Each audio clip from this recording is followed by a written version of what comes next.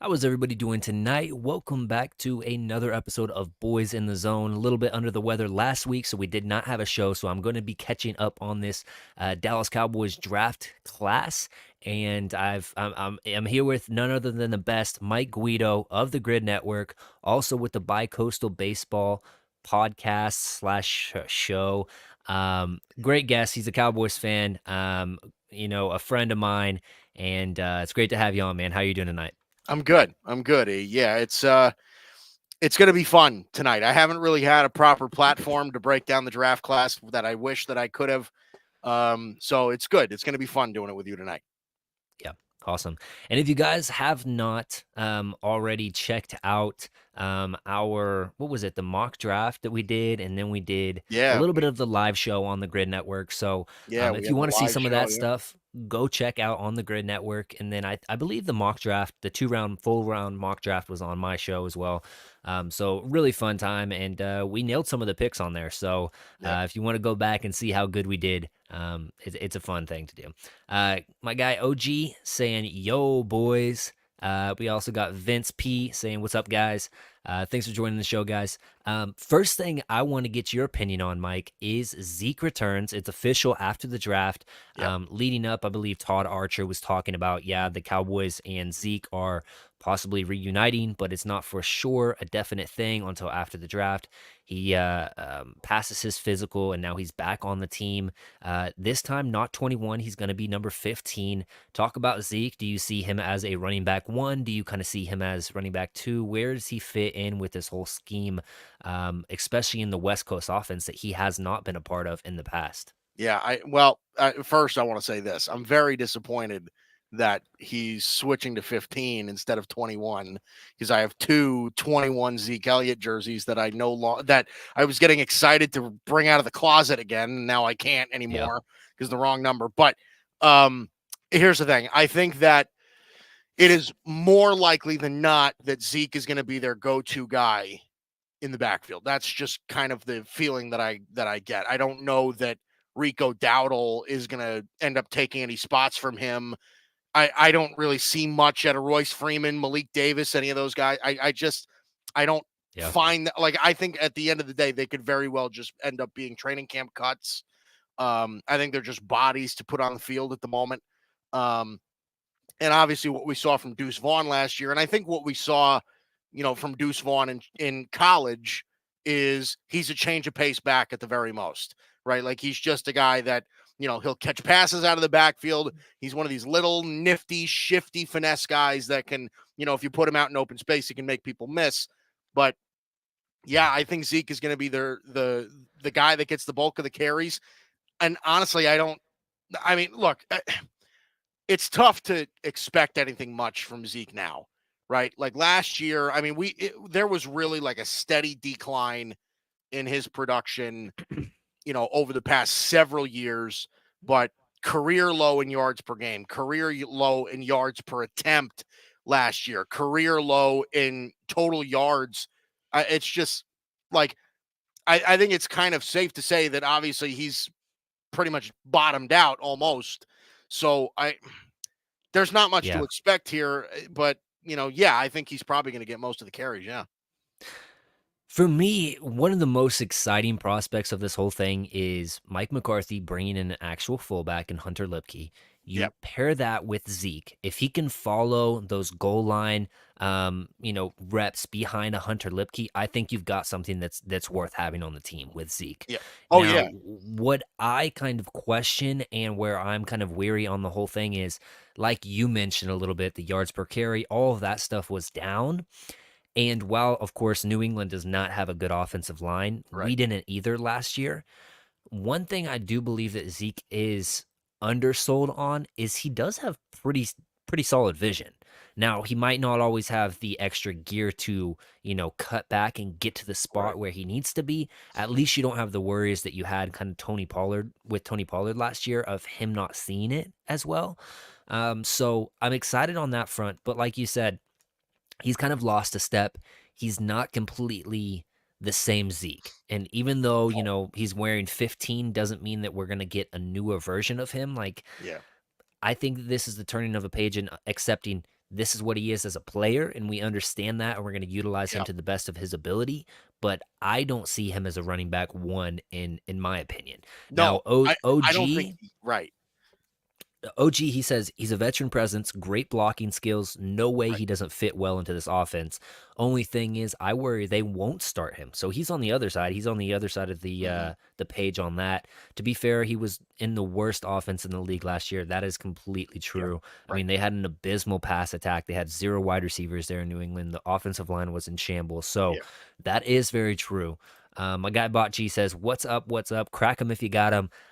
A long time can fan and part of the can fan, honestly, nowadays, with those guys also on the Grid Network. So I Yeah. always got to shout out my guy Boots on the ground, Eric. And he says like and subscribe also. Yeah, if you guys, if this is your first time on the show, please do like and subscribe. Only helps me grow. And also, if you like baseball, go check out Mike's show. Subscribe to him as well.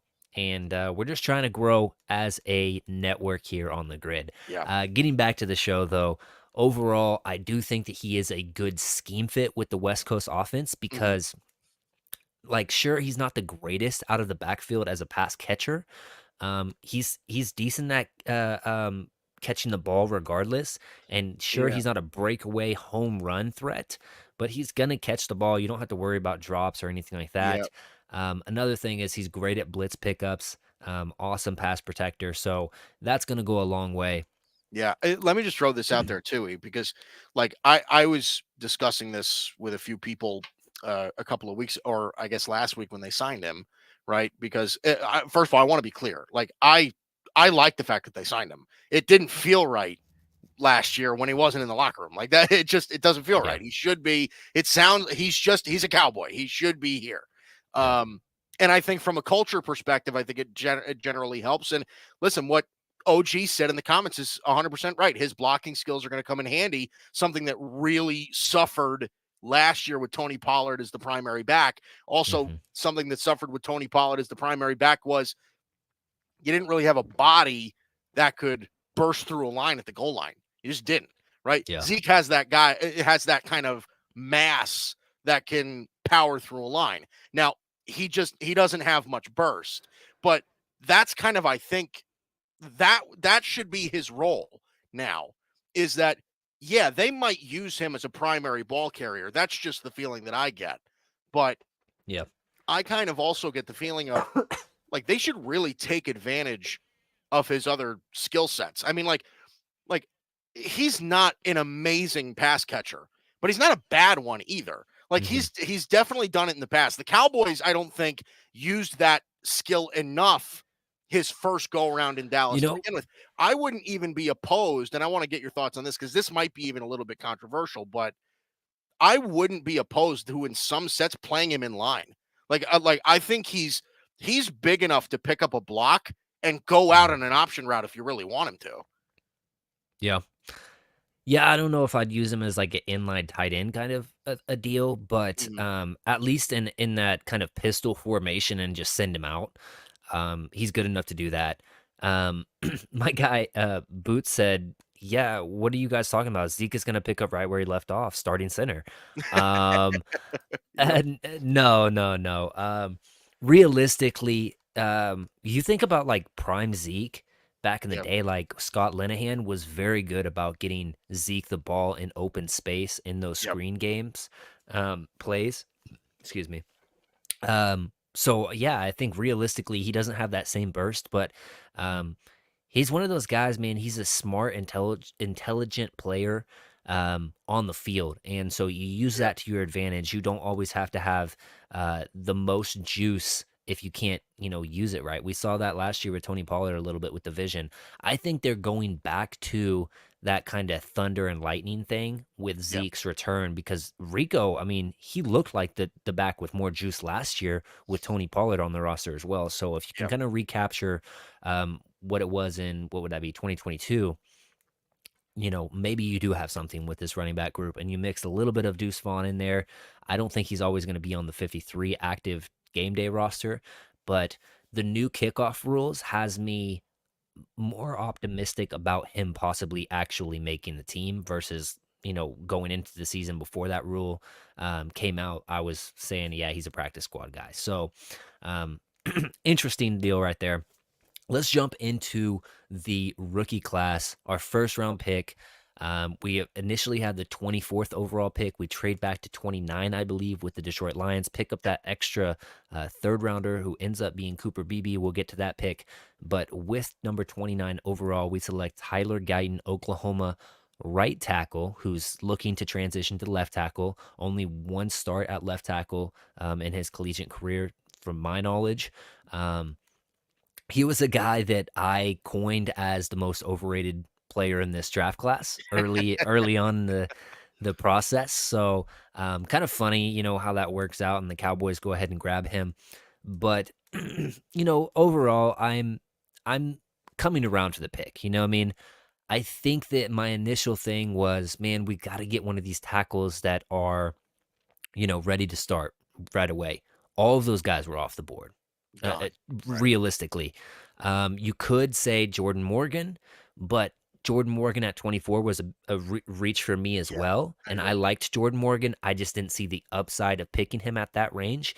And then you drop back and you lose Jordan Morgan. So, and you also lose, Graham Barton. Now, I would say that Tyler Guyton plus Cooper Beebe is better than Graham Barton and whoever else, Mhm. you could have got for in that tackle position later on in the draft. But I digress. So Tyler Guyton's been working with Duke Manyweather. He looks like he's getting his hand solved, which was his biggest minus for me whenever I was grading him. What were Yeah. your thoughts on Tyler Guyton and overall the pick at 29? Well, if they made the pick at 24, and I think this was kind of the general consensus among Cowboy fans was if they picked Guyton at 24, they hated it, but they picked Guyton at 29 and they loved it. Yeah. Right. So I mean, I think I even said this to you on the draft show. Like I went into that pick being okay with it. And I probably said it to you 10 picks before they actually made it, where I'm just like, Yeah. we're so drafting Tyler Guyton. Like we are it's just gonna happen, dude. Well, Um, my thing with leading up throughout the whole entire draft, I got on the Can Fan show earlier on in the day, and mhm, they said, what do you think's going to happen at 24? I said, I think we're going to trade back. And I yeah, put that out there. I didn't say for Tyler Guyton or anything like that, but yeah, all throughout the whole day leading up, I was thinking, man, I really don't want the Cowboys to draft Tyler Guyton. Man, I did da, da, yeah, da, da, and all these excuses, and we end up yeah. drafting him. But continue with your point. But given the circumstances, right? I mean, it's really not the end of the world. I mean, Tyler Guyton's a Hmm. really solid tackle prospect. I don't think he'll really have much issue moving over to left tackle. You got to keep in mind he's fairly inexperienced at the position. Yeah. So, one of the things that comes with inexperience, you can kind of look at as a positive, and you're better at evaluating offensive linemen than I am. But Hmm. like lack of experience, there's a plus side to it because you don't develop that many bad habits set Yeah. in stone yet. You know what I mean? So Tyler Guyton's a very moldable prospect, I think. So they can turn him into whatever they want. And listen, I said this during the draft show also. I mean, if you look at the left side of that line, right? Because I'm pretty sure, like, Tyler Guyton's going to start at left tackle week 1. I'm telling you right now, I think that's going to happen, Yeah. right? I mean, Tyler Guyton, realistically, your only other option is Shuma Adoga, and I think that we've seen enough of that last yeah, year. So, and I think Chumi Dog is a guard. Like I yeah, don't, I think Chumi Dog is better suited as a guard, but like Tyler Guyton and Tyler Smith on the left side of that line is a mountain. Like that is like two guys that are like 6'7" and 300 and like 300,000 pounds. yeah, Like they are walls over there. So like I think eventually we're going to get to a point, and it might not be this year. Tyler Guyton I'm sure, is going to have his rookie struggles as he sort of figures out NFL football and figures out how to block NFL guys. It's a different game from the NFL, from college to the NFL. yeah, But I think in another year or two, and I would even lean more towards another year of figuring it out more quickly. That's going to be a mean left side. yeah. Like that's Well, kind of where I've had time to think about it, thinking like Guyton as an athlete can really grow into that position really well.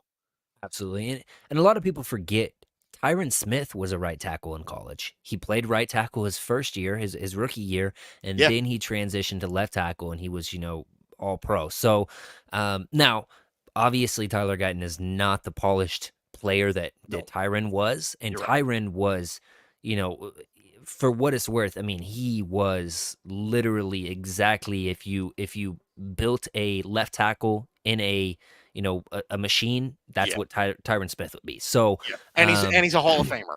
Tyron Smith's gonna in the exactly. Hall of Fame. So here's my thing: tamper on the overly optimistic fans that want to make Tyler Guyton, oh, he's going to be so great, all pro, blah blah blah blah blah.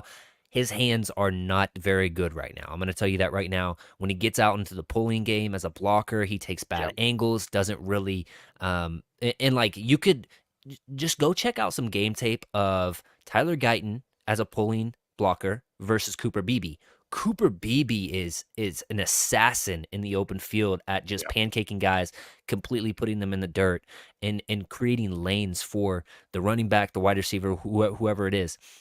If Tyler Guyton can learn something from Cooper Beebe, and somebody's called me, or didn't call me, but they said learning from another rookie, blah blah blah blah, like that could never happen. No, rookies teach other rookies stuff all the time. Like yeah, that's right. just because somebody's a veteran doesn't mean that they automatically know what's better than, something else. Like rookies come into the league each and every single year Yeah, and they're an all pro or they're making the Pro Bowl.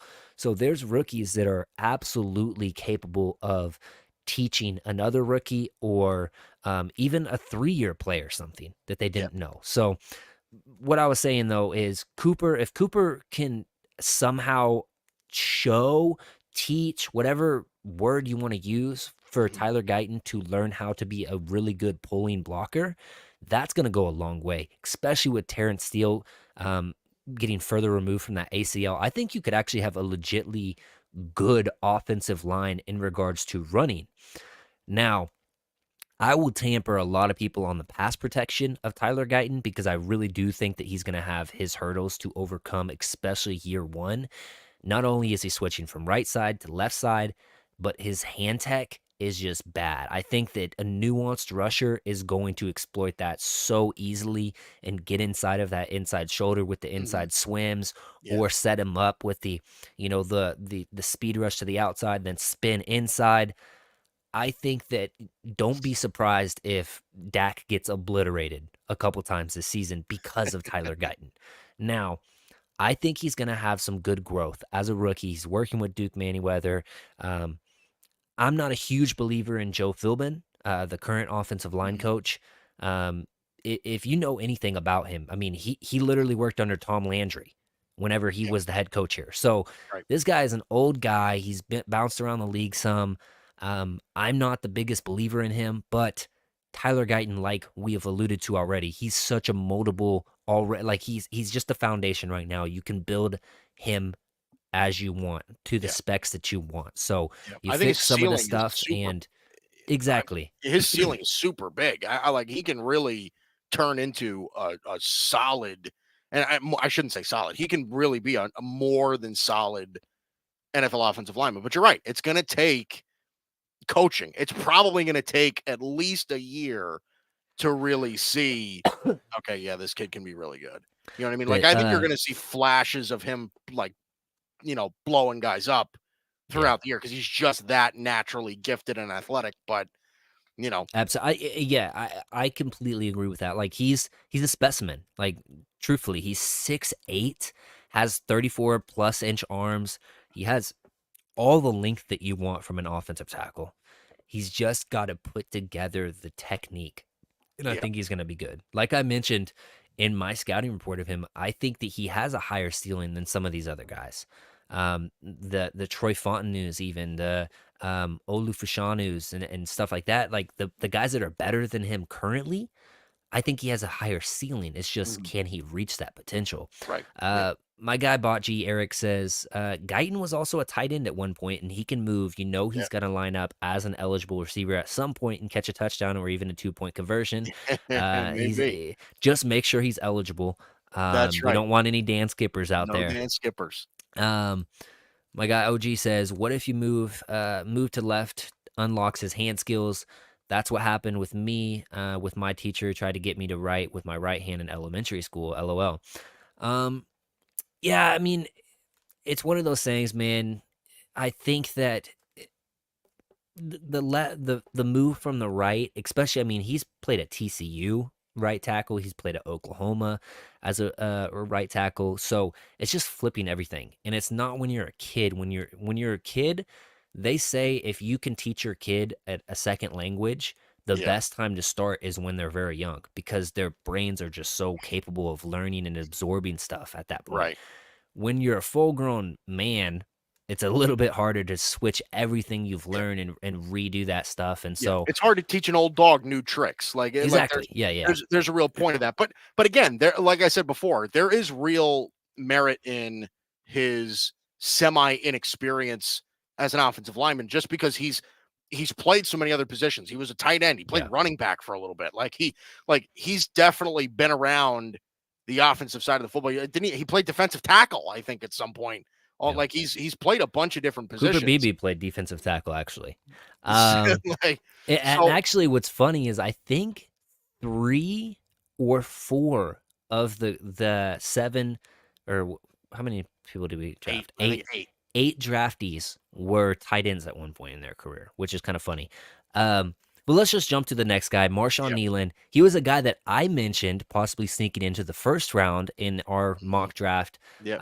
2 rounder, to Detroit. Is was my big landing spot just because of the pedigree and his hard nosed mentality. He's a great run stuffer already. Yep. Um, very big. Some people kind of compared him to Demarcus Lawrence. He's actually bigger than D Law was coming out of college. Yep. Um, he's a guy that you possibly could kick into some 3 tech, but overall, man, you use him on those early downs that you are anticipating a rush or a run on, and just let him be really good. I think that so Yep. many of the Cowboys Nation fans have talked about defensive tackle, linebacker over and over and over ad nauseum, and we've completely ignored how important it is to have an edge player that can run defend as well. We have D Yep. Law, Demarcus Lawrence or Dorrance Armstrong was okay at it. Micah is not very good at it. Dante Fowler wasn't very good at it. Sam Williams is okay at it when he's really tuned in to trying to stop the run, but whenever he's not, he's hit and miss. So getting a player like this that is in the mold of DeMarcus Lawrence, you give him a year with DeMarcus Lawrence to kind of mold that, and then if you do let go of D Law after this year, he's only on the 1 year deal. Yep. You have your heir apparent right there, and then you have Sam Williams kind of as more of your backup to Micah Parsons. I actually really Yep. liked the pick. I'm interested to kind of hear what you thought. Yeah. I mean, so in our grid group chat, right? I Hmm. mean, I think my exact words were, "What a shitty pick," when they first made it. But listen, I get emotional when picks don't go my way. I'm very passionate about the draft itself, so Yeah. it's very hard for me to take the fan hat off.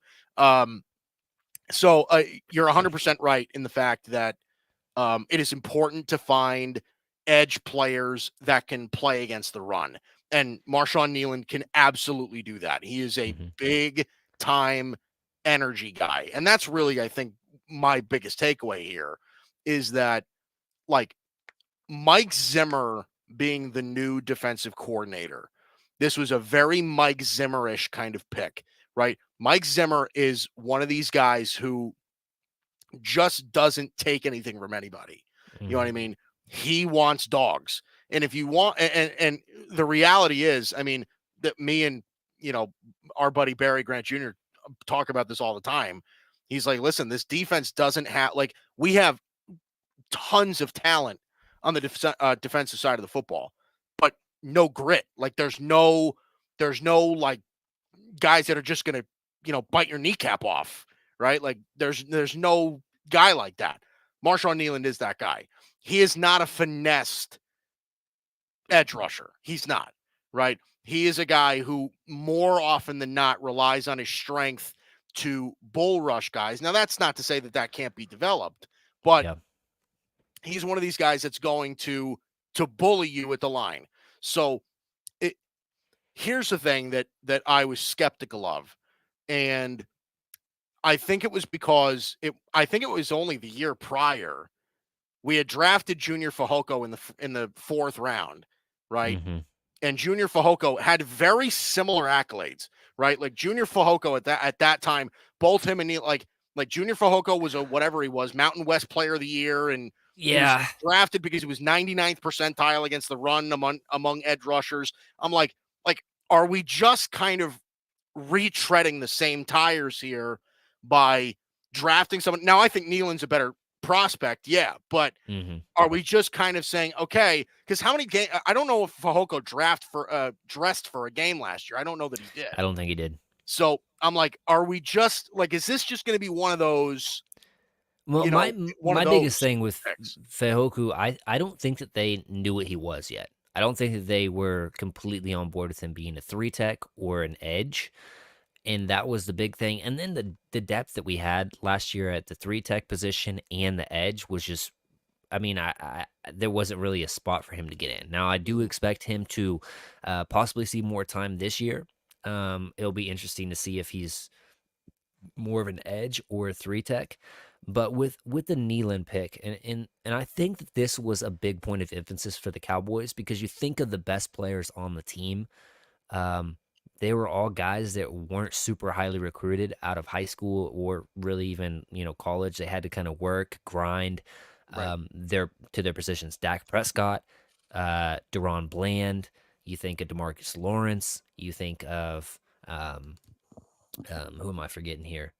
Tyler Smith, like Right. all of those guys were not the highest grade, crazy 5-star recruits, Hmm. but they were willing to work, they were willing to get better and grind, get to the point where they're at. And Nealon fits that bill. And a lot of these draft picks, especially Cooper Beebe as well, came in as a defensive tackle for K State.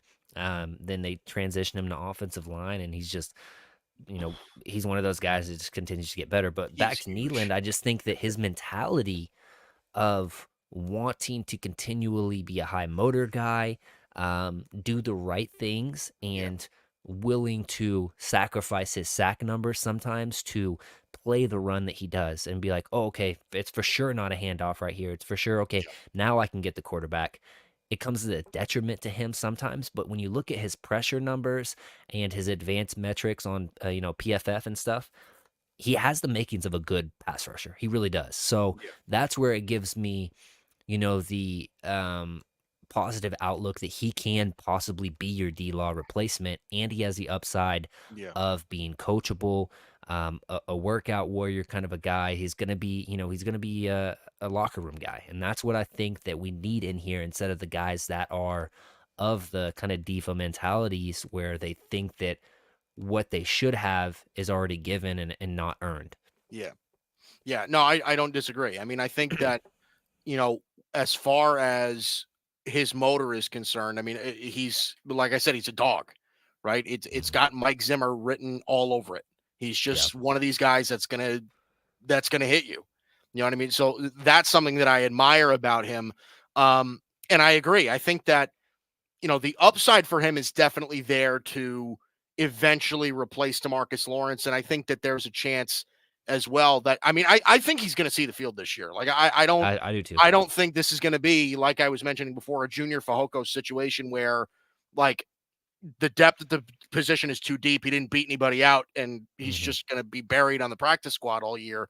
Like I don't think that that's going to happen. I think he's going to get real snaps. So I genuinely see that happening. But I guess my question at the time, and again, I've kind of come around to it where I'm just like, okay, I could live with that, with this pick. I probably wouldn't have invested in an edge rusher this early in the draft, given their specific Needs. needs. But at the same Hmm. time, like, listen, Nealon's a good player. You had him graded as a near first round talent. Yeah.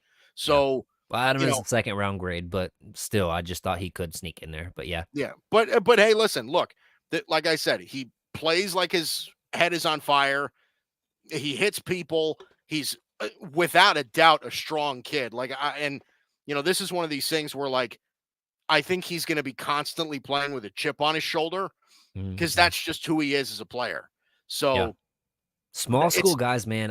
I know that Will McClay hasn't liked them in the past as much, But man, these guys that have been smaller schools, the Tyler Smiths, the Deron Blands that have come in here, you've gotten really good play out of them Yeah, recently. that's the thing too, is like just knowing that about Will McClay, right? And I think Will McClay is among the best in the business at Yeah.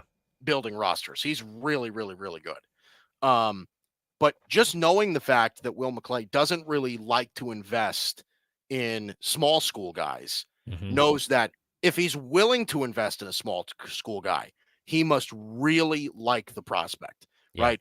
If you're talking about guys like Deron Bland and Tyler Smith, both of those guys are all pros at this Yep. point. And You know what I and mean? Like, and here a lot of people are talking about, oh, Mike Zimmer, Mike McCarthy.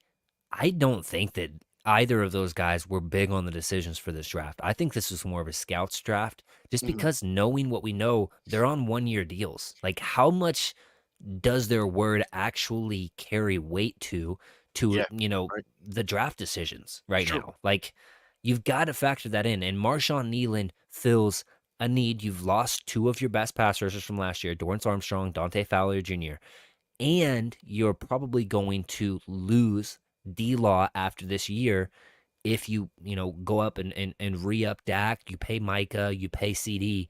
Like, there's only so much of the pie. So I like the pick. Moving on though, Cooper Beebe. This is obviously probably the fan favorite Yeah, for the Cowboys. It's just Cooper Beebe was an absolute dog for Kansas State for basically 3 years in a row. Came in, played as a freshman at sometimes. Wasn't a full time starter obviously at that point, but just an absolute dog, man. Played some tackle even at K State, and yeah, he's not really a tackle at the NFL level, but he's a guy that has so much versatility. Now he's probably looking at going into center, and one of his former teammates has alluded to, back when we were at K State, we would switch positions all the time just to know stuff, just to yeah, feel it. And so Cooper Beebe, man, I have no questions about him being a center, and he's 335 pounds, I believe. Something, he's just yeah. huge. He's He's a he's people a mover. brick He's a house. dog. He's a high motor guy, high intelligence guy, and a high Yeah, work guy. He's one of those guys, man. You want him in your locker room because you know that you never have to question his work ethic and you never have to question his game prep. So I love Cooper Beebe, and especially at center. And if, let's say, we'll talk about the camp battles later on. If it is Hoffman versus Cooper Beebe and somehow Hoffman beats him out, I would not be surprised if Cooper Beebe sometime during the season is in there instead of Hoffman yeah, after, week 4, week 5, because they don't want to just hand the reins over instantly. It's one of those things, man. Cooper Beebe is just he's like one of those can't miss prospects, honestly, to yeah, me. I had a yeah. second round grade on him. So, Yeah, I think they got tremendous value, and it kind of goes back to what you were saying before, of like getting Guyton and Cooper Beebe is better than getting somebody like Graham Barton or Jordan Morgan yeah. in that spot. It 1000% is. They got tremendous value, I think, with Cooper Beebe, because I think, even if it isn't now, right? Even if it's not week one, Cooper Beebe will be your starting center. Like, Yeah. he will be at some point your starting center, and a good one. Like, I don't think that this is going to be like a, I was more of a Tyler Biotish fan than most people, but I think most of us can agree that coming into his draft year, Tyler Biotish was supposed to be a perennial Pro Bowl center, and he just wasn't. Like, he injuries really got to him, and he just Yeah. never really developed into that player. He was a solid center, but not a great one. I think Cooper Beebe could be a great one. I mean, if you just look at the way that he plays, right? Yeah. First of all, he loves, and using like using his own words, right? And I'm not using his exact words, but he likes putting people in the dirt. Like Hmm. that, he really enjoys getting into people. So again, it's another one of these physical players that I think fans are going to love. He's just got that thing where he's so big, where like he's not big for a college guy. He's just big. You know Yeah. what I mean? Like, he's gonna I think he's gonna be such a valuable run blocker. especially at the center position, which was something that Biotish really was not. And, here's the thing. I think that realistically, um, this is going to be one of those picks where you could look back, I don't know, 5 or so years from now and say Yep. that this was the best one that they made in this draft class. Yep. Cooper Beebe was a phenomenal pick at that spot. I agree. Moving on, Yeah. Maurice Lafu, Maris Liafu, Liufau, yeah. Maurice Liafu. I still haven't pronounced his name right. I don't think a Yeah. single time yet. Um, no, Maris Liufau. That's what it is. whenever Liufau. I Liufau, okay. Let's see. Usually, when I can't pronounce their last name, I go to their first, but his first is just as hard as his last. So Yeah, right. I just call him ML. No, Maurice Liufau. Honestly, whenever I checked him out on tape, he was a guy that I only watched one game of. I liked him in coverage. I thought that he was a guy that would come up and tackle. Not really the greatest tackler by any Mhm. means. I don't think that his ability to wrap up was all that impressive. Yeah. Um, my thing was, one, he was kind of an injured guy a little bit at Notre Dame. Two, I didn't have a third round grade on him. I had a fourth. Um, and that was me just kind of earmarking it because I really didn't get the full, written and Right. analysis of him. Yeah. Um, but man, at 87, I think is where we took him. Yep. He's a guy, man. You can see the potential of him. I'll say that. Yeah, And sure. some people now, I'm not on completely on this board of him being the next. Um, what's his name? Sean Lee. Everybody's No, kind no, of no, not Sean Lee. Uh, gosh, why can't I remember his name? For the Eric Kendricks. 49ers. Fred Warner. Fred Warner. There you Fred go. Warner. Thank you. People are saying he's the next Fred Warner. I'm saying pump the brakes on that a little bit. Yeah, I I agree. like him in coverage. I really do like him in coverage. But I just don't think that he's a fly around sideline to sideline, hit you, get up, talk smack in your face kind of a Mhm. guy like Fred Warner is. Yeah. And I don't think he's as cerebral, smart, and really calculated on, oh, I Yeah. see hole, hit hole kind of a thing. Um, he's an upside pick. He's a guy that's probably going to play a lot of special teams first year. Yeah. He's kind of a pick and stash kind of a guy because you are trying to rebuild that room. One thing I will say about this draft, though, is your offensive line, it was a weakness. I actually think it might be a strength going into this next year. I like say what you want about Hoffman. Hoffman as your backup center is pretty good, in my opinion. Yeah. I agree. Tyler Bass or TJ Bass, whatever you want to call him, Yeah. as your backup guard either side, plus Chuma Adoga in there at guard, pretty good. Yeah, You you've know what I got mean? And then now, and Chuma also has the flexibility to play some tackle. Then you add in Asim Richards plus your starters. Like you feel pretty good about that room now. yeah, and Now don't then kicking underestimate it. Nathan Thomas too. I mean, Nathan Thomas, who they drafted into this, I'm Yeah. sure we'll touch on him a little bit more later too, but Yep. Nathan Thomas, I think, could immediately come in and be a swing tackle type of player. Like, Yeah. Big dude. he's an experienced player. He didn't allow that many guys by him in college, and he's another one of these big offensive linemen with good hands. So Hmm. don't be surprised if And he he's a sees guy some that action early. also he hasn't played football for very long. Yeah, He started playing football, I think, his junior year of high school. yeah, So he's a guy that a good foundation that you can build upon as well. But we'll get to him a little bit later. But I was going to go back into this linebacker talk. yeah. You've got you brought in Kendricks. You've got oh why is his name escaping me? Damone Clark. You've got Clark. That Demarvion I almost called him Overshown. Cox. Yeah, DeMarvion Overshone, which is basically a rookie now because he's coming off the ACL. So Yeah, then you pair Maurice Luafau. You also signed Wilson as well back to the team. So your linebacker core isn't great by any right. means, but it's not bad. I think you're actually Young. better at linebacker this year than you were last year. So I like that, and I really do like playing Damone Clark on that weak side position instead of middle linebacker. If you can get some good middle linebacker play out of Kendricks, I think it's going to go a long way for this Yeah. team. But yeah, the pick was, yeah. What was your thoughts on Yeah, it? this was really the only pick in the draft that I didn't like. Um, I just didn't see the value here. I thought Liufau was a fourth, fifth round guy. I agree with you. I think he was, better in coverage than he was against the run. One of the things about Maris Liufau that I really didn't like is that, it's not even that he's not a great tackle. It's that he overplays his angles. So Overextends. he Yep.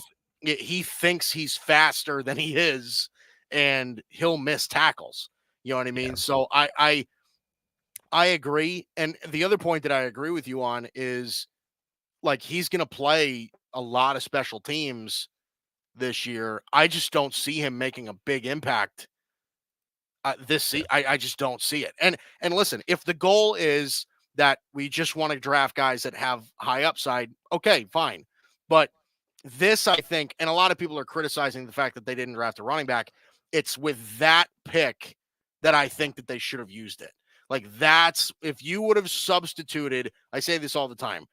If you would have substituted Maris Liufau with Marshawn Lloyd, I think this is an A plus plus plus plus draft. I'm I right just there do. with you. You know what I mean? Like this Mm. is where I think they overextended. This is where I think they really kind of made a mistake. That's not to say that he couldn't potentially be a good player, but this was a like I would not have gone in this direction. I think he's at best right now a rotational linebacker. I don't think he sees the field much. Now, Hmm. DeMarvion Overshone, I love. Like that guy, I think is going to be a real problem. He's he's one of those guys where, like, if you want to talk about he's good in coverage, DeMarvion Overshone is like a safety in coverage. That guy can really go and get the football.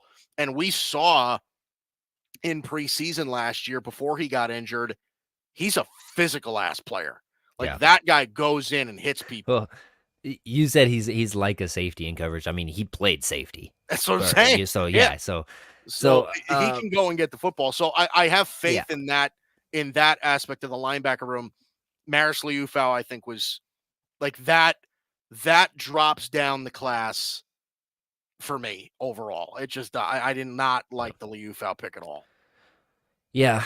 I y- I'm weary of like not saying that I don't like it because Mhm. it is almost basically a fourth round pick at this point. Um, so it's a guy that you feel like, hey, we need some depth at the position. We'll get this guy. We feel like his upside is better than some of these other guys. Don't hate it, don't love it at the same Yep. breath. This next pick, though, Kalen Carson, I actually really thought was a great pick. It was one of the draft steals, in my opinion. Me too. This guy is a not only a guy that has seen some ball, you know what I mean? Like he's Yeah. not a guy that's just raw.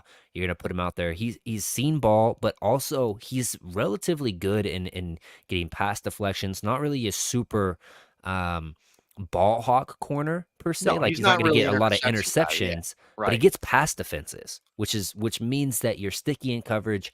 I didn't get to watch a lot of him, but I think that he can play zone. He can play man, press Yeah. man. He's a guy that can hit you. A good tackler. Um, I Phenomenal think that. tackler. Yeah. I think He's that. Sorry, go no, ahead. no, no. Go ahead.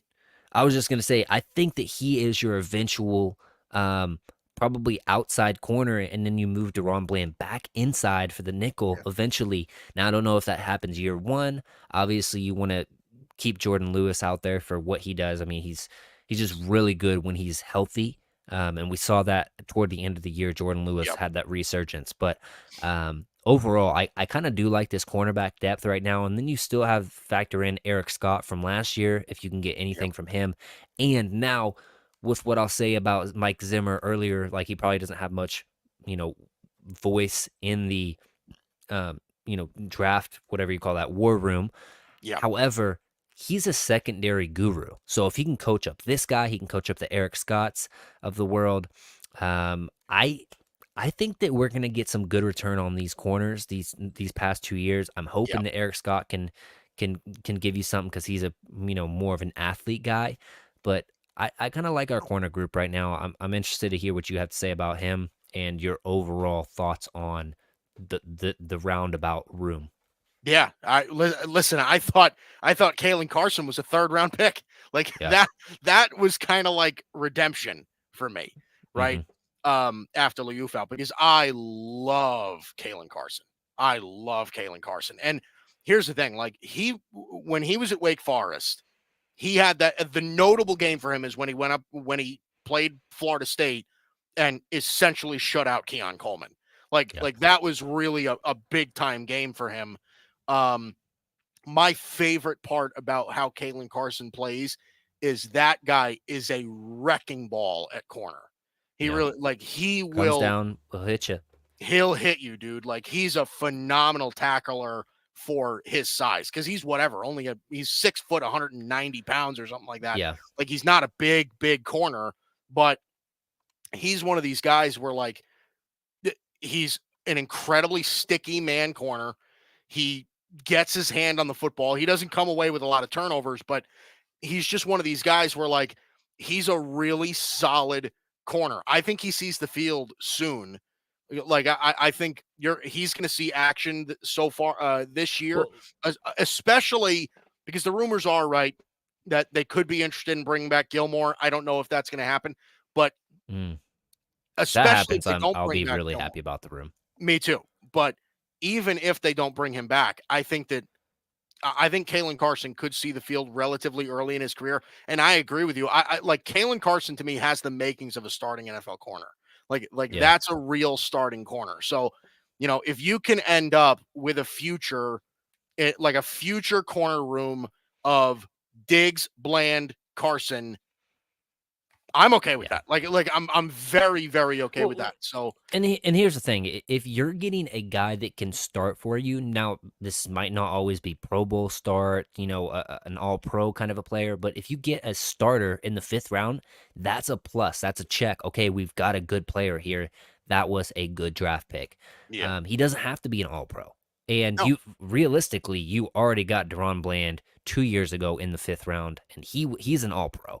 no, So what you you've need is a already struck corner that can gold. stick to guys and be a pest. Like that's the thing. Exactly. Is like Trayvon Diggs, and we didn't see him last year, but Trayvon Diggs, as good as he is, Yeah. right? Like, and he's certainly better than what he was early on in his career, right? Because he was an interceptions machine, but he got burnt a lot, Hmm. right? Trayvon Diggs isn't that corner anymore, right? He'll obviously take the ball away, but that's his primary main focus, right? Is taking the ball away. Fine. Hmm. Deron Bland is sort of a similar cut mold kind of player. Kalen Carson is the opposite, right? Kalen Carson will not sacrifice coverage for a turnover. He's a guy that is Yep. like, he's like Kalen Carson is going to catch punches in the face from wide receivers in his NFL career just because he's so annoying, Yeah. especially at the line of scrimmage. He, He's you know not who afraid to he put his kind of hands on reminds you. me a little bit of is Aqib Talib. Yeah, Like not I always, a right. super turnover machine. Could get interceptions and Yeah, probably does have, a crazy amount now that I'm saying this because he's played for so long. But still, just a pesky guy that's going to play yeah, hard physical coverage on the outside. I agree. Um, It I was really like the honestly, it pick. was one of my favorite picks. It might have been my favorite pick of the whole draft. Yeah. Words cannot tell you how much I love Kalen Carson. Like he was, I, I mean, I don't have my rankings in front of me, but Hmm. I mean, I probably graded him out as probably near close to a top 10 corner in the draft. Yeah. Like Yeah. I can he's see that. really that good for me.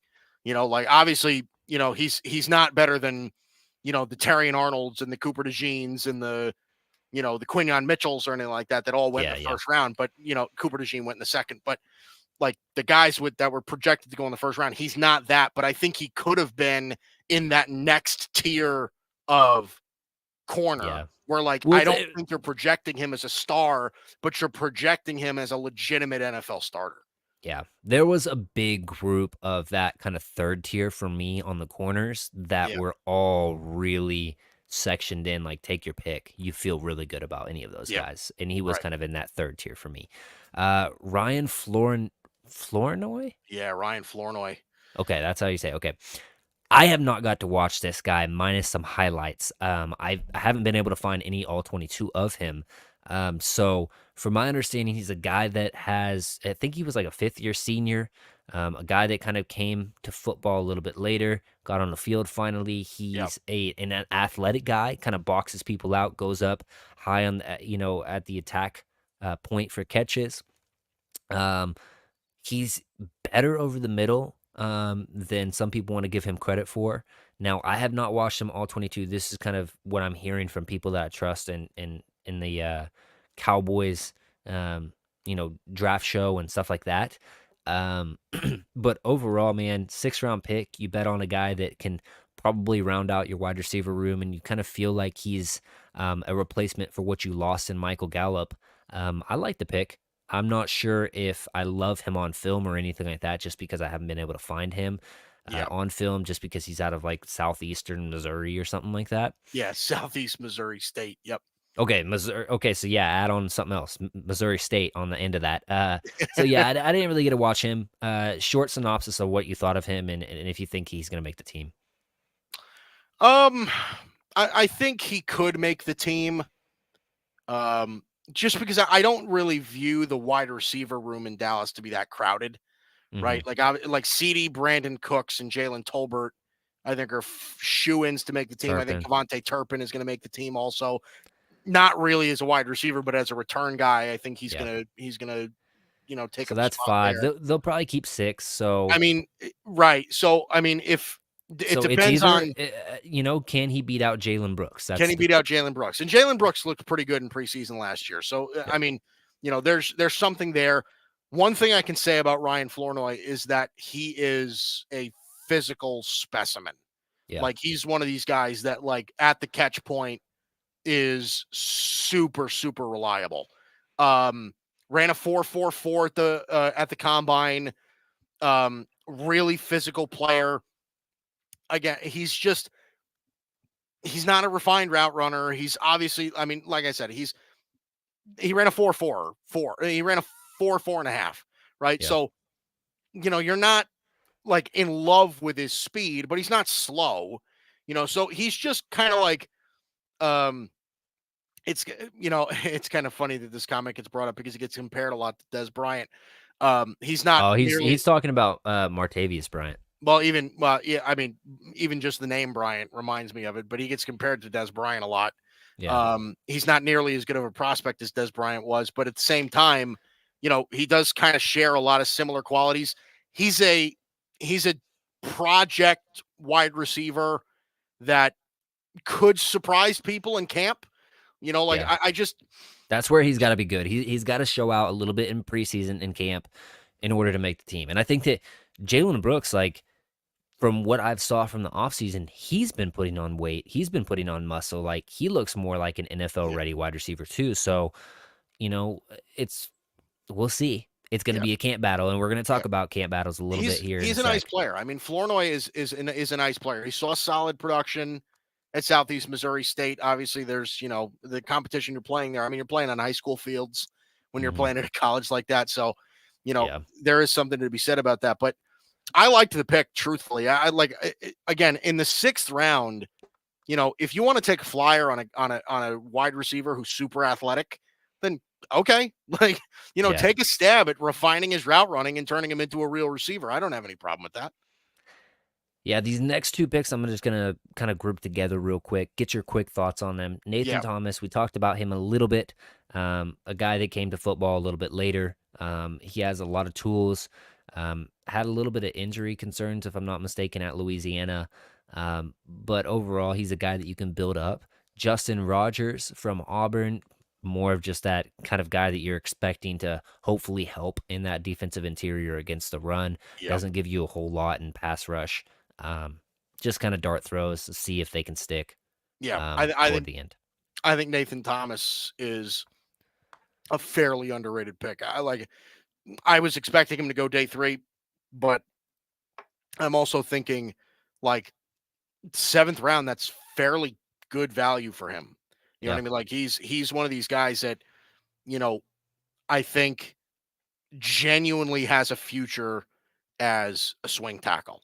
You know what I mean? Like that could be a guy that you could keep around for a while. Now, again, I don't know where, like you said before, the offensive line kind of became a strength over the draft, right? Yeah. But do I think that there's a chance that he could beat out somebody like Matt Willetsko for a roster spot? Yeah, I I think don't so. think that Josh Ball, Matt Waletzko, any of I think those I guys think are they making could it. I think they could be gone. So Yeah. it wouldn't surprise me if he's on the roster. Um, Justin Rogers is interesting because Justin Rogers is pretty much Quentin Bohanna. Like Okay. he's just one of these big true nose tackles that is going to try and clog up lanes.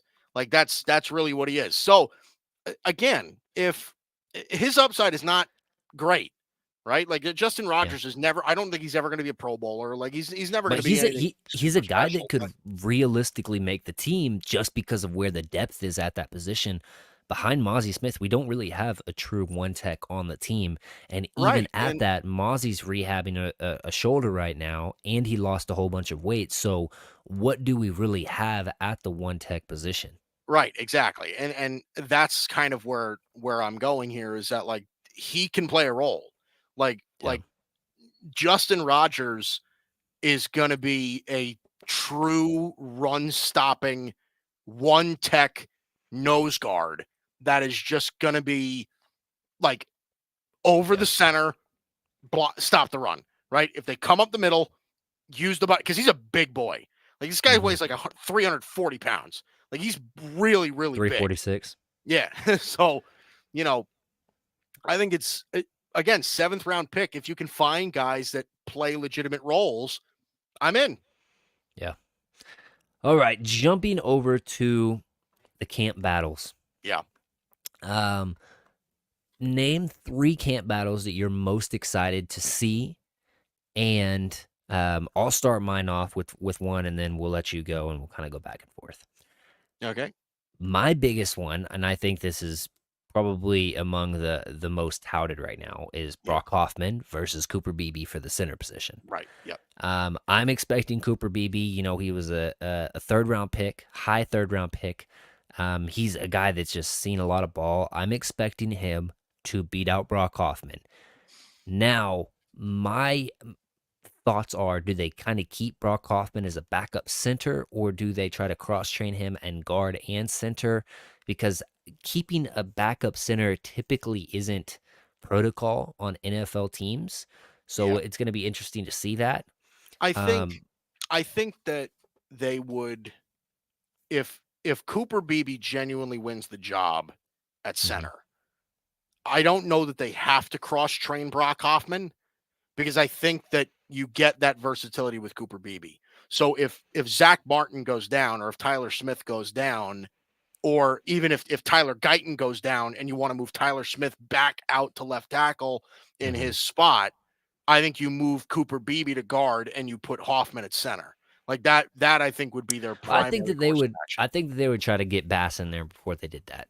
But You think still, so? yeah. But to your point, so that was my biggest one that I think is just gonna be fun to watch, man. BB Yep. versus Hoffman. He's been in the facility training, working his tail off to get better, and I do want to see him have a fair shake at the offensive center position. Now, do I want him to win it? Probably not, just because I think Cooper Beebe is going to be better, but I Yeah. do want to see him get a fair shake at that position. Yeah. No, I think he will. And look, I think this is probably my top camp battle too, just because look, I think that's going to be the one that everybody's going to be talking about, Hmm. right? I don't know that very many Cowboy fans have a lot of faith in Brock Hoffman. And listen, I don't know if they should or they shouldn't, but because we haven't really seen him play much. But Cooper Beebe's just a mountain of a man, dude. I just kind of get the feeling that Yeah. he's gonna walk into camp. He's just gonna throw people away, and like Mike McCarthy's gonna look at him and be like, "Okay, like what am I gonna do? Not start you?" Like Yeah. I don't see that. I think Cooper Beebe, they're gonna get him comfortable enough where he's gonna be snapping the ball enough times to where he'll be fine. Like I don't know that that is really going to be a worry. Yeah. So I think BB's the favorite for the spot.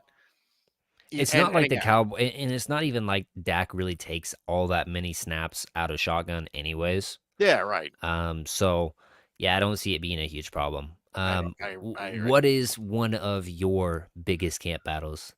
Yeah, outside of Cooper Beebe and Brock Hoffman, I mean, I think a camp battle that we could genuinely see, and maybe I should save this one for a little bit later, just because it's a little bit down the depth chart, right? I think Jake Ferguson and Luke Schoonmaker are the locks for TE1 and TE2, right? Hmm. TE3, I don't think Peyton Hendershot is Well, there's Peyton ironed in. Hendershot, Hendershot, I think Peyton uh, Hendershot. McEwen, John Stevens I Jr., think I and think then the you guy to got look the out for is Brevin. UDFA. Yep. I think the guy to look out for is Brevin Spanford. Like that guy, I think could make the team. Yeah. He's a good receiving tight end.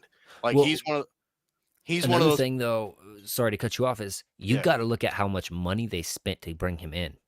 They're not right. just spending money just to, okay, this guy's not going to make the team. We're going to lose all this money. He has a realistic shot at making this team just based on the money. And I said that last year with Hunter Lipke because of how much money they threw his way. Yeah, So that's something you cannot snark at. But go ahead with yeah. your No, well, analysis hey, of him.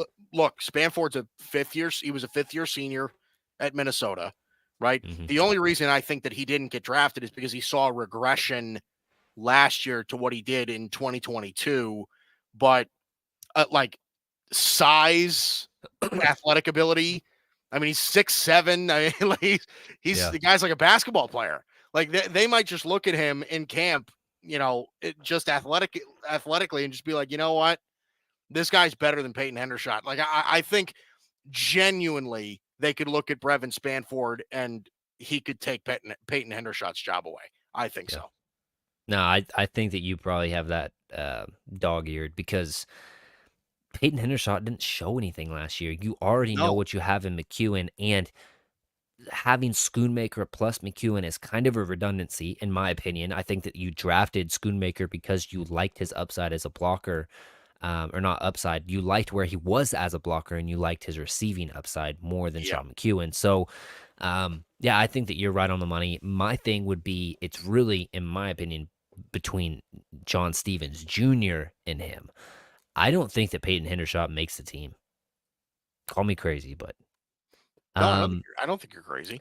the second one I wanted to bring up is that linebacker two, the weak side linebacker spot between Overshown or Damone Clark. I think that Kendricks is pinned Mhm. there at middle linebacker.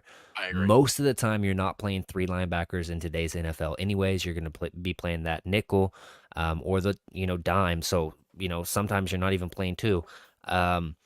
But realistically, you're usually playing the nickel, so you're going to have two Yep. linebackers on the field. Is that Overshown or is that Damone Clark?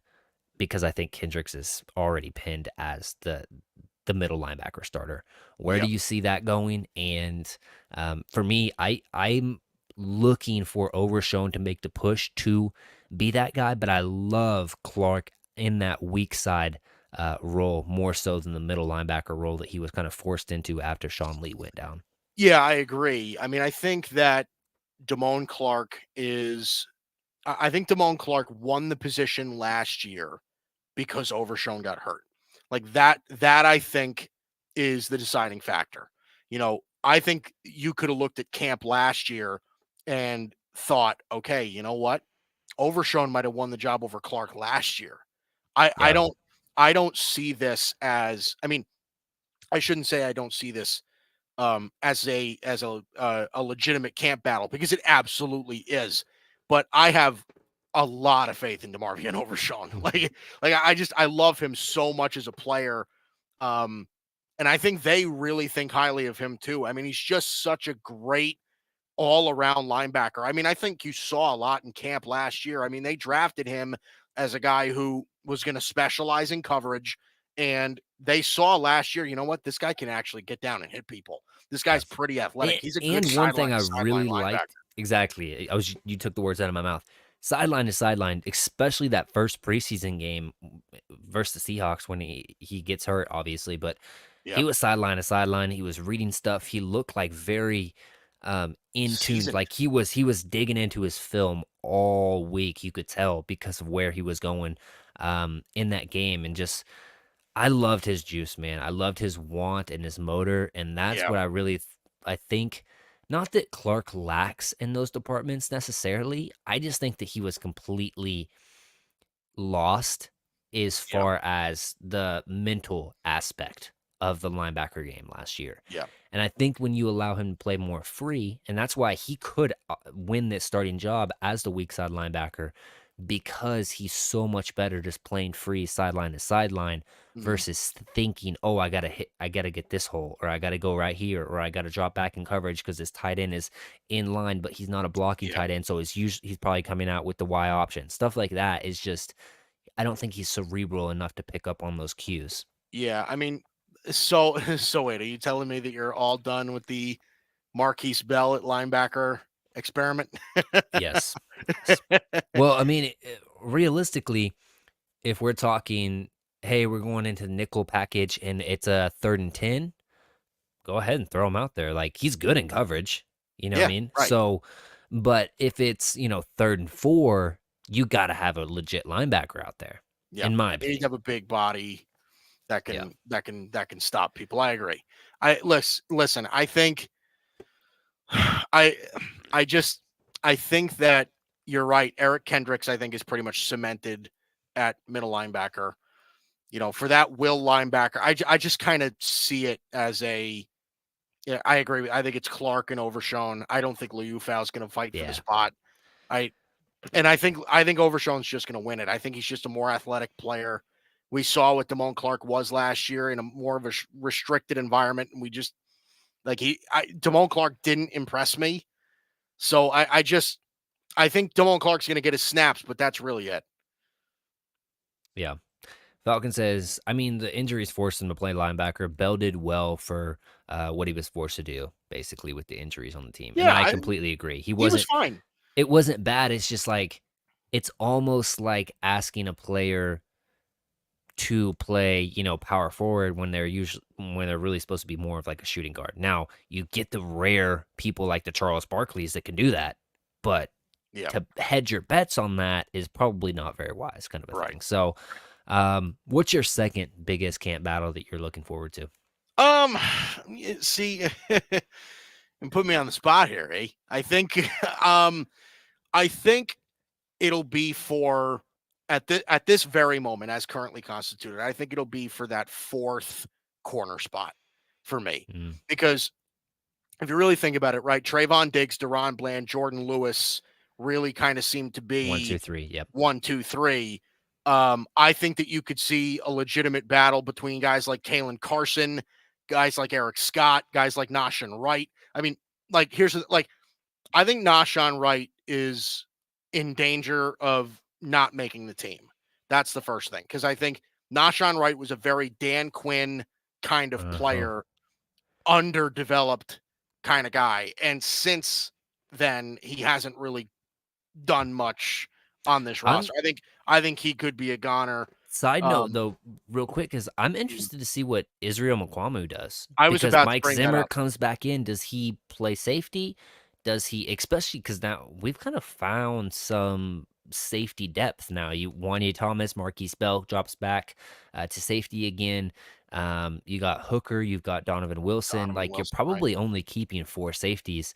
Yep. Israel McQuamu is a guy that is more of a weapon with the versatility, and I think he's actually better at corner than he is He's at a safety he's anyways, a good so cover corner. Like yeah, that's the thing. Like the snaps that we have seen of Mukwamu have been solid snaps. Like yeah. he's actually a pretty good cover guy. So I'm a Mukwamu fan. I mean, I'm kind of glad that you brought that up, because, like, I agree. I think he's more suited as a corner.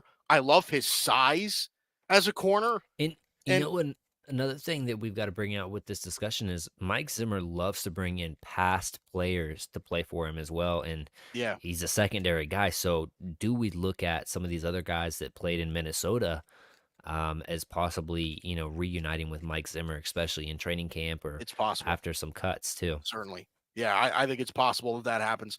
but even if you were to tell me right now, excuse me, that our corner room to start the season was going to be Diggs, Bland, Jordan Lewis, Kalen Carson, Mukwamu, I'm good. Eric Scott. Yeah, You right. would only keep 5? Well, I mean, if you keep 6, I would say Eric Scott is the next guy. But Mm, if if those are the guys that are going to see the field, right? I'm good. yeah. I Yeah. don't know that that's a group that you need to really improve on. So My big thing is Nashawn Wright. Um, how much does Bones Fossil like him on special teams? Because when you're talking about cornerback 5, cornerback 6, it's more of how much versatility does he have in special teams unit. yeah, More so is than Kenny cover because typically you're not playing your cornerback 5, 6. You right, know what I mean? So right, yeah, that's going to be an interesting one to look out for. sure, My third and final one is going to be that quarterback 2 position. Trey Lance has all the world of options to impress during preseason and training camp because he's going to get a large majority of those snaps in the preseason games. yeah, They know what they have in Dak. I will be surprised if they even play Dak in the playoffs. They didn't last year. I would be surprised if they played Cooper Rush a lot in the playoffs. They know what Cooper Rush is. So Trey Lance is going to have every single opportunity there is in the preseason.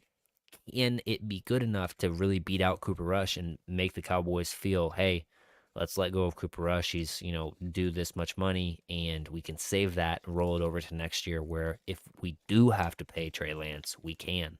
right, yeah. No, hey, listen, I was a much bigger Trey Lance fan than most people. So I kind of get the idea. I kind of get the feeling that he's going to kill in spring I almost said spring training. See, baseball brain. But Yeah. in Training camp. preseason just because I think he's that talented. Yeah. And when he got hurt in San Francisco, he wasn't playing poorly. You know, so I think there's a real shot that like if you asked me today who's the better quarterback, I would say Trey Lance is a better quarterback than Cooper Rush. Like Yeah. I that's the feeling I get. And Trey Lance, I think, can play better behind Dak than Cooper Rush. He's more of cut from the same cloth as Dak too. Exactly. So Right. He's I more. like I that think he's fit even more too. mobile than Dak. I think his arm is stronger than Dak. I think and all of obviously all those qualities apply to Cooper Rush as well. But like that's one of the things that like Trey Lance to me could be one of those backups where if Dak goes down, your offense doesn't lose anything with Trey Lance. Like Yeah. I get that feeling with him. Well, you actually might gain something in Trey Lance, not from you're probably taking down the precision passing and just to know how to set the offense up with Dak, but Trey Lance gives you so much better ability with his legs. He's He's just so way much more dynamic. faster. He's um I think he's more willing to run too than Dak. So um it's one of those things, man.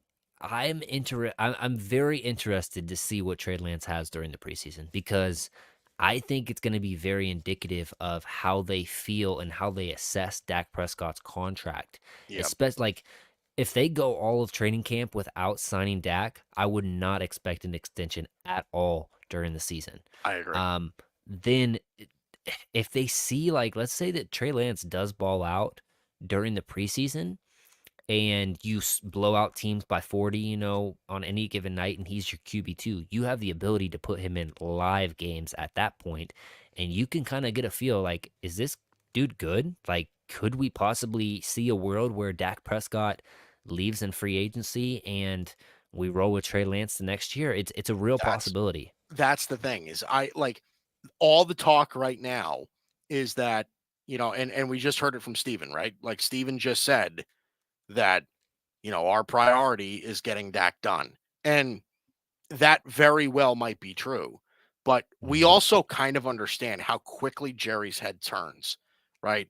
So if that's kind of what I'm saying is like if Trey Lance goes into training camp and just kills, right? He goes into training camp, he goes into preseason, he gets legitimate snaps and he balls out.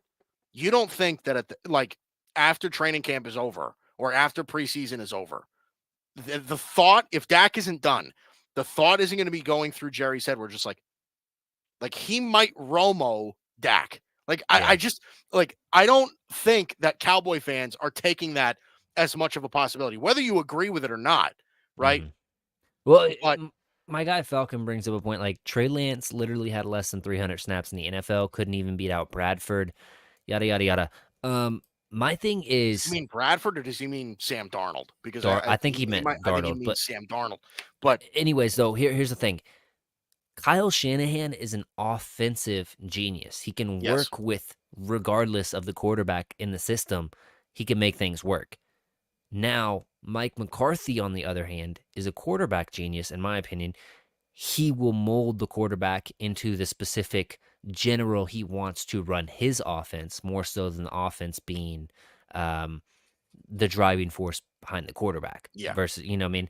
right, So I think that McCarthy is better suited to get the best out of Trey Lance. Now, I'm not saying that Trey Lance is going to be great or, anything like that. I'm just saying is we're going with an off season of Trey Lance learning behind one of these kind of QB guru guys in a Mike McCarthy, yeah. and that can't be undersold. So So if we do see a yeah, dramatic improvement in the preseason in training camp from Trey Lance, you got to feel really good about your options as a front office. I agree. And here's the thing. So let me pose a question to you, and then I want to get into this point real quick because, like, coming into the draft, right? You and I are both draft geeks. Like, hmm that's what we do, right? Who coming into a draft, right? Who is a better prospect, Trey Lance or Dak Prescott? Trey Lance. I was very high on Dak. I'll just put that I out like there. I like But Dak too, but Trey Lance. I mean, Trey Lance I was get very raw, but his potential, he had all the tools. He was one of those guys, kind of like a Josh Allen, that had all the tools. You just didn't completely see it at the collegiate level. Now, yeah, he performed in the collegiate level, but it was only 1 year. yeah, So, right. So yeah. my point really is though is that, like, I think raw talent, right? Take production out of it. hmm Raw talent. Trey Lance is better than Dak. Trey Lance has more raw talent than Dak. He's more athletic than Dak. His arm's stronger than Dak. I think size, he's better than Dak. Like, he's got more raw talent than Dak, at least in my view. But Okay.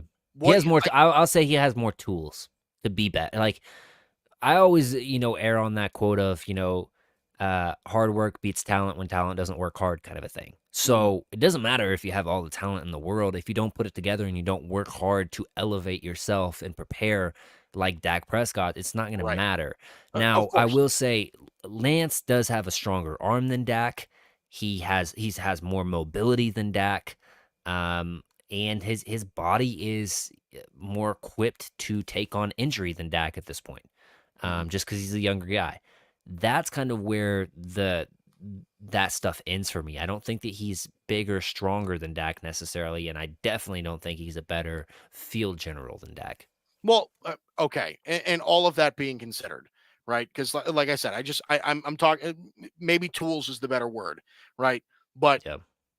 kind of where I'm getting at is that we all saw what the hype around Trey Lance was. We all understood the kind of talent, the upside that he could have.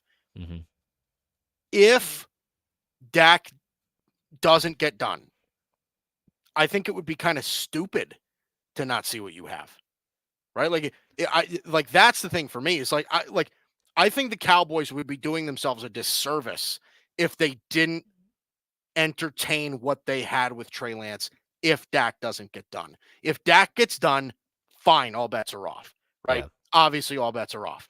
But if you're getting to a point where, like, you're weary about the money that you want to pay Dak, you are, not sure if the Dak extension is going to happen or if it's going to ever reach a conclusion. Like, I mean, at that point, you Well, kind of have to ask yourself, you know, we have this kid here. We traded a fourth round pick for this kid for some reason. Why is it like, why wouldn't we at least entertain the idea of seeing what we have? well, You you're know? definitely going to get that during the preseason this year. I don't think that's any doubt. Um, I think it's weird with the Cowboys right now because we're so accustomed to seeing them be conservative. And this isn't conservative from them right now. This is, we're going to hedge all of our bets on this season.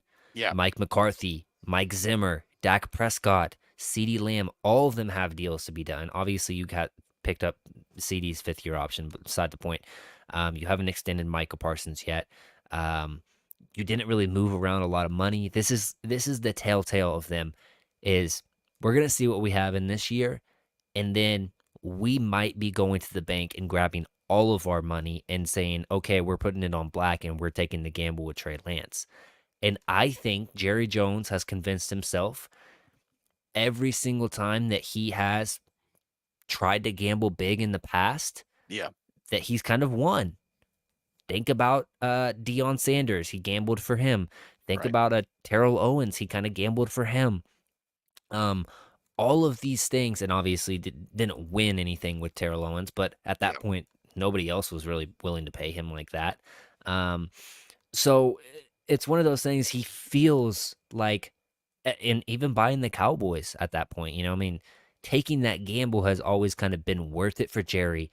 And everybody around him has told him, Yeah. no, take it back, conservative, conservative. Don't take Johnny Manziel, take Zach Martin. And that was a good thing. But at the same point, he has this idea, possibly, I'm not saying this is indefinite. He has this idea of when I gamble, things just work out. So maybe he feels that let me gamble on Trey Lance and see if it works out and see if it's something somehow better um, than Dak Prescott. And I think it's going to end up being a mistake, and I pray that it doesn't happen. But I'm interested in, and maybe my opinion shifts if Trey Lance completely blows up preseason and goes crazy and he's just awesome. Hmm. I'm not fully on. I just don't want to get into the thought process of let's move off of a top 7 quarterback, at least top 7 in my opinion, quarterback to try to chase maybe getting something better. There's only 6 guys that are possibly better than Dak in my opinion. So do you really think that you have the backup in the building that has that potential and you didn't even have him as your QB2 last year with Cooper Rush? Like that just doesn't seem plausible to me. But Well, yeah, that's my opinion. and that's reasonable, right? Like I don't necessarily disagree. Now I have my own doubts about Dak.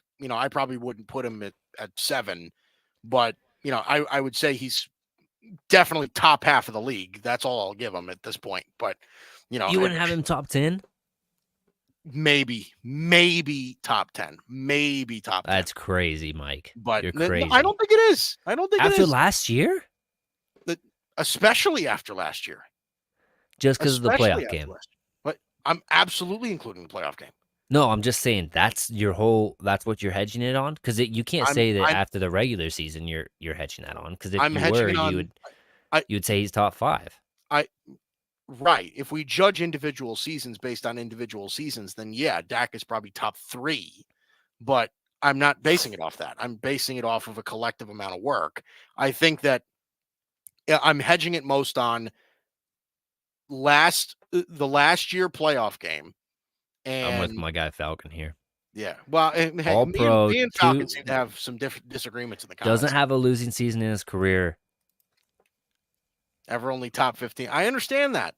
But listen, at the same time, this is our ninth season with Dak. And we still have only really eclipsed a certain mountain. You know what I mean? And we've changed everything around him, right? The Yeah. coaches have been different. Running game has been different. Offensive line's been different. Wide receivers been different. Defenses have been different. The common Jerry denominator is Jones has it's still a been there. quarterback. Right? Yeah, The Jerry front Jones is office. still there, but we can all kind of sort of agree that the rosters that we've been putting together the past several seasons have been pretty darn good.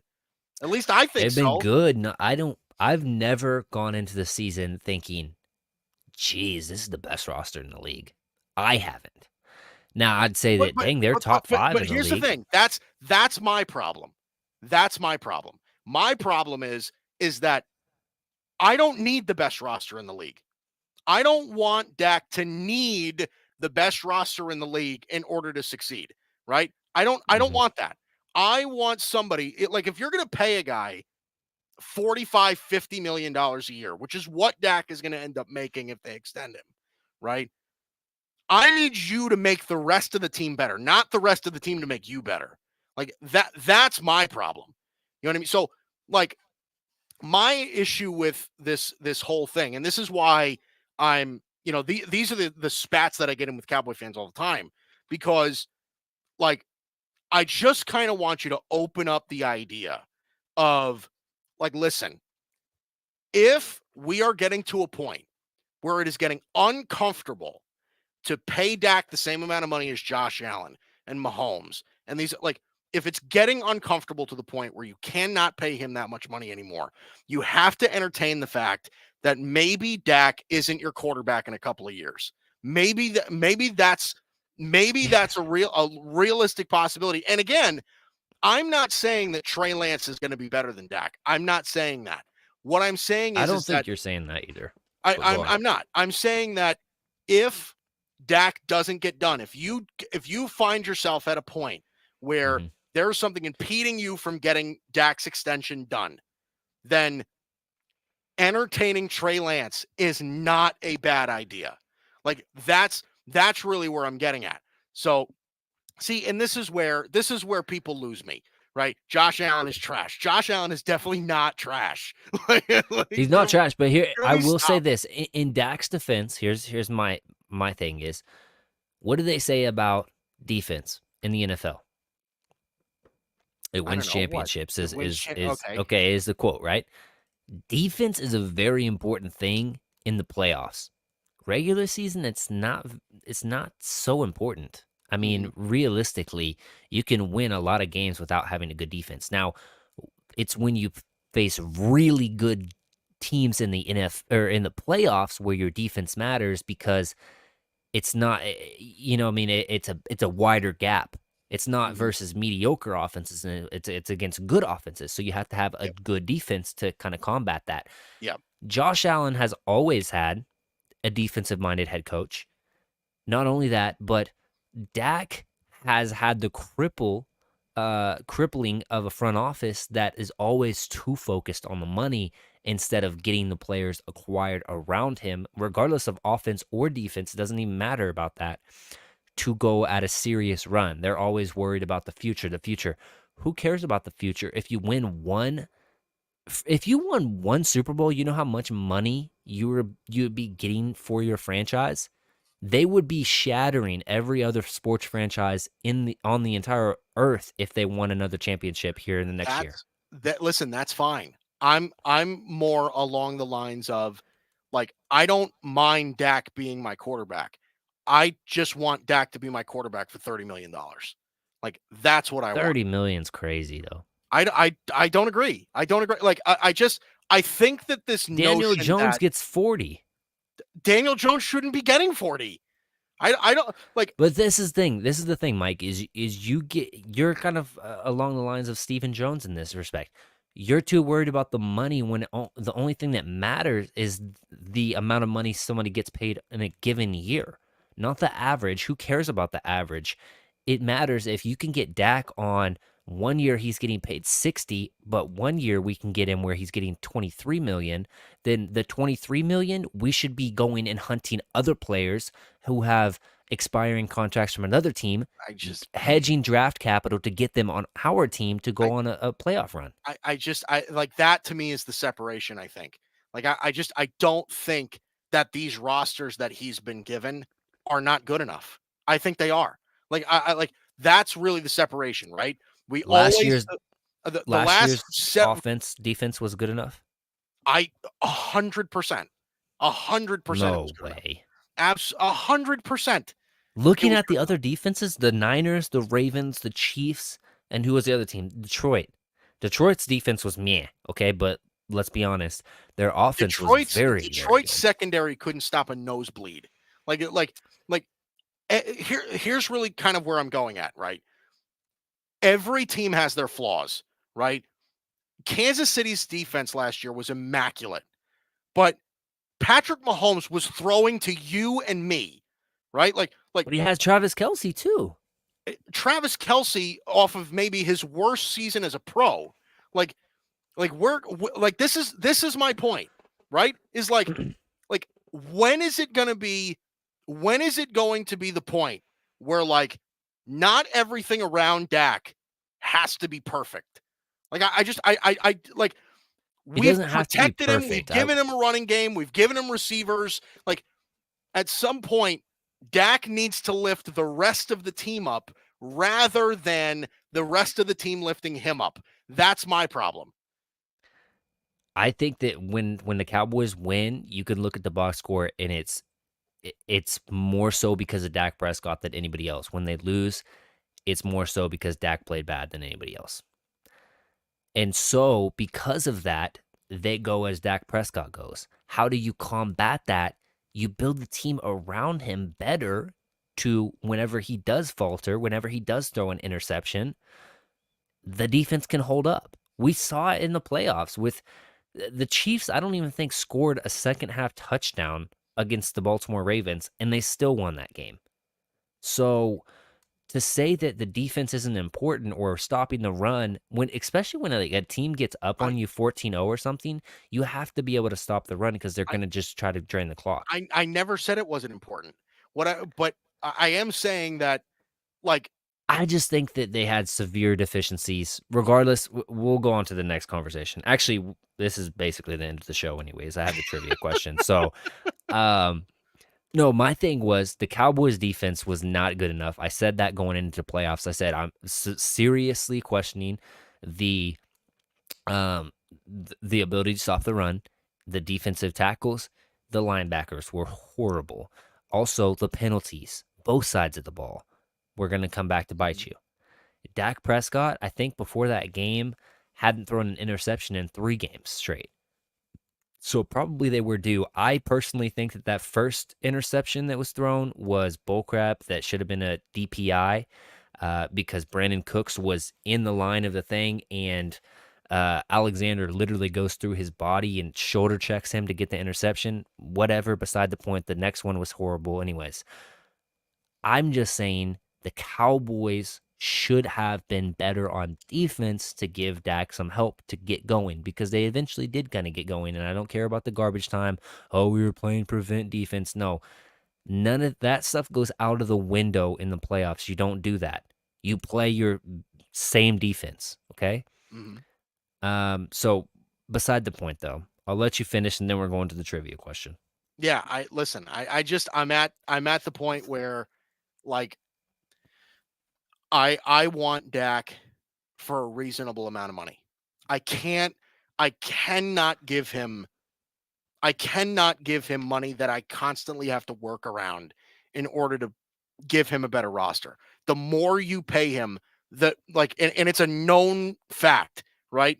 Like the more money that you give a quarterback, the harder it gets to put reliable pieces around him. Now again, if you think and I listen, you and I disagree on this, but like I if you think that the roster around him wasn't good enough, okay, that's fine.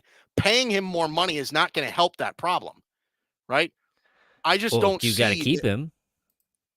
And you like I have said, it's the way that you structure the contract. So you can have him only hitting 25 million the first year, 32 million the second year, and having it backloaded. And you could still even have an out on that contract. So the whole aspect of, oh, he's going to get paid $65 million, that's the average per year. It really doesn't matter for those first few years. And then you can do what the freaking Seahawks did and ship him to another team and let it be their problem. So but here's the thing though. Here's my but thing why though. are we even having that conversation though? Your whole discussion is built upon Trey Lance gives you the flexibility because you won't have to pay him, really. But he's already going to have to get paid next year. You're playing this year. You haven't picked up you declined his 5th year option. So you Yeah, play this year and then you hopefully get Trey Lance on a whim because he's not going to start next year over Dak Prescott. You let Dak walk and yeah. then you're hoping to get him at okay, maybe 30 million. And There's I no way. guarantee his agent will not let him sign a contract that is more than 3 years. So then you're going to be in the same boat 3 years later of if he is good enough, oh, we have to pay him top quarterback money. Yeah. versus doing what Atlanta just did, going and getting somebody that you can work with right now in Kirk Cousins. You can possibly trade him or whatever you want to do if the year isn't what you expect, release him, whatever, it doesn't matter. And Mhm. then you get your quarterback on a rookie deal with the 5th-year option. That's what the Cowboys should have done if they wanted to go this route.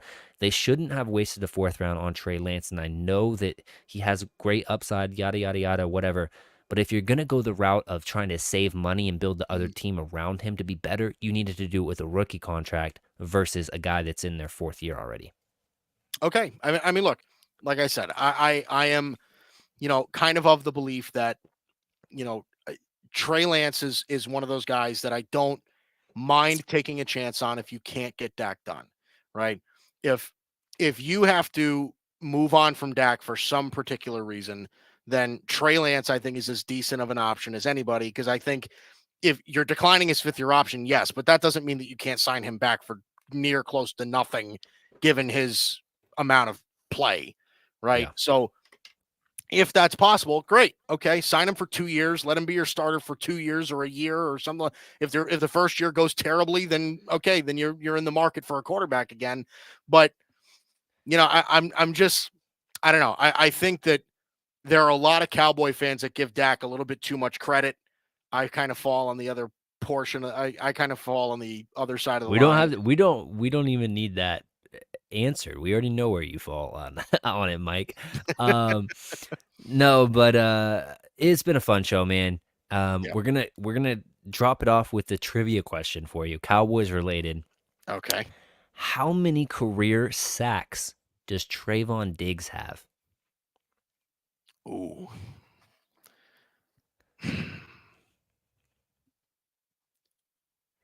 Man. You're right. This is pretty random. Yeah, um, I'm gonna go with 5. you're way over. I'm way over. Yes, Really? Do yes. I keep guessing or no? Yeah, you can guess one more time. Okay. All right. If I'm way over, I don't know. He's got a sack and a half or something. I don't know. One career sack for Trayvon Diggs. Wow. Um, I just stumbled upon that whenever I was scrolling through these draft classes or whatever. I gave him a little bit more Um, credit than I probably should have. yeah, he only has one sack. He must be trash. Replace him with Trey Lance. Come on, man. This guy, stop it, dude. Jeez Louise. All right, man. Um, I think that we might be doing possibly a grid network slash on probably it would be streamed on my thing, but maybe a draft centric show, just you and I. It probably won't start for a long time, but I know you mentioned that, which would be great. Yeah, be fun. But real quick, tell the people that are still watching where to find you on Twitter, X, whatever you want to call it, and Yeah. also your show. Yeah. So I'm Mike Guido. I'm the co-founder of the Grid. Obviously, I love EJ. I love everything that EJ does for us. Um, right. You can find me on Instagram, Twitter, Mike Guido 49. I always go by 49. That was my baseball number growing up. So at Mike Guido 49 on Twitter. My podcast, the Bi-Coastal Baseball Podcast, is myself, my buddy Dalton Brown, that does another Grid contributor in Dalton. EJ's a jerk. He hates Michigan players. He's got a reason to hate Michigan players, dude. I mean, look at the track record. But Bi-Coastal Baseball Podcast on the Grid Network every Monday, 8 p.m. Eastern Time. Again, me and Dalton Brown, we have a great time. It's the only exclusive baseball podcast that we have at the moment. So if you like baseball, tune into that. Obviously, I dabble into everything, but there's not enough baseball talk around the It national media, so that's what is we it do. all baseball, or are you kind of focusing on one All team? base, it's all baseball, baby. Okay. It's. I mean, listen. Obviously, we primarily focus in on Major League Baseball. But there are times where we have pure baseball discussions, things around baseball, just, mechanics and all that. Like it's a fun show to have. Him and I were both, Dalton's a former college pitcher at Duke. So, I didn't make it past high school, but whatever. I'm 5'11", and Yeah, I'm overweight now, and I topped out at 82. What do you want me to what do you want me to say? But that's okay, man. We but still love you. yeah, that's why I became a broadcaster and not a player. But yeah, it's all fun stuff. So if you feel like it, if you're a baseball fan, tune in. Again, Mondays 8 p.m. Eastern time, and you can catch me pretty much anywhere. I'm on 8 o'clock spot a lot. I'm sure me and AJ will do stuff in the future, so you'll be seeing Absolutely. me around. Absolutely. Pleasure to have you on, Mike. Yeah, If it is your first time on here, please do subscribe, hit the notification bell. Always dropping a new show every Tuesday. Obviously, last week didn't work out just because I was kind of under the weather. But I'm going to be trying to drop a lot more videos with fun guests from Cowboys Nation, and possibly even bringing some guys in from the other NFC East rival teams to kind of pick their brain and kind of see where their teams are at in the future. So if any of that sounds fun, do leave a like, subscribe, and we'll catch you next week. Thanks.